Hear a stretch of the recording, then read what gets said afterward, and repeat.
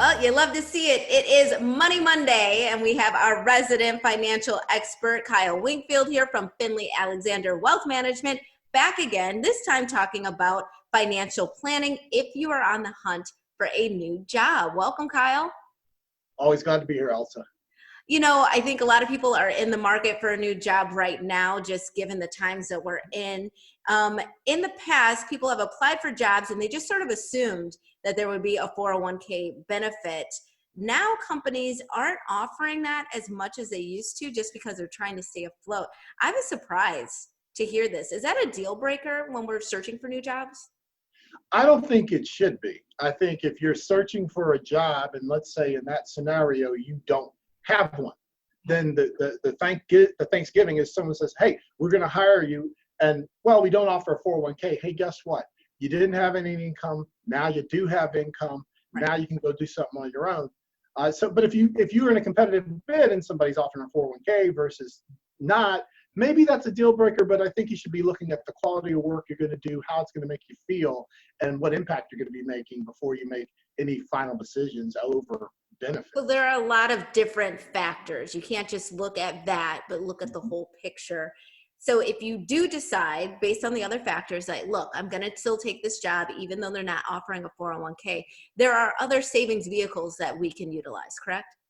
Yes, you can. Yes, you can. So a couple of examples of that is, well, a 401k is nice and it's convenient, it's considered automatic savings, but let's be very real here. You can do something like that yourself by doing automatic savings and doing allotments out of your check, or deciding to set up an IRA and say, okay, every check, I'm just going to go and put this in my IRA. And once you max that out, think of other, maybe after tax vehicles you can save money in to continue to grow your money for the future. So you don't necessarily need an employer to do it for you. You can do it for yourself. That makes sense. But I think one of the benefits that we like as employees is that with the 401k, is sort of that out of sight, out of mind, because those contributions are taken right out of your paycheck right away. You don't see it.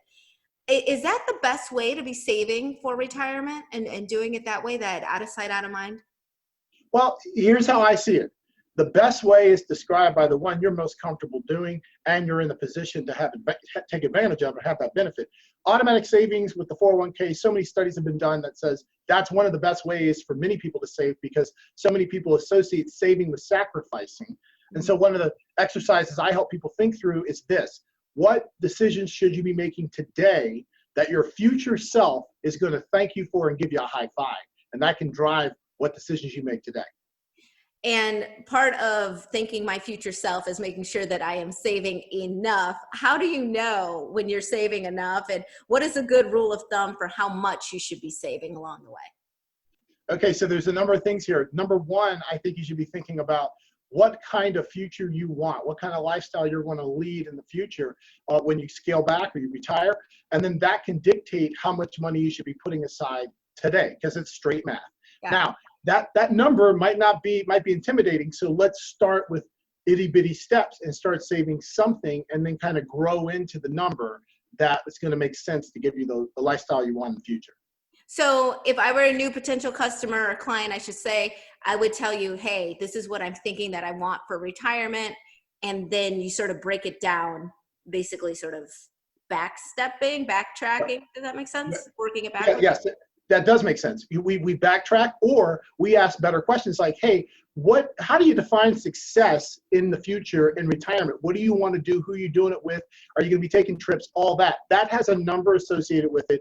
We'd rather you just focus on how you see your life playing out, and then we can figure out the math and the number, and then figure out what's a good starting point for you that you can digest and is palatable, and you're not feeling like you're sacrificing. And that's the key, because we want to build this habit and maintain it.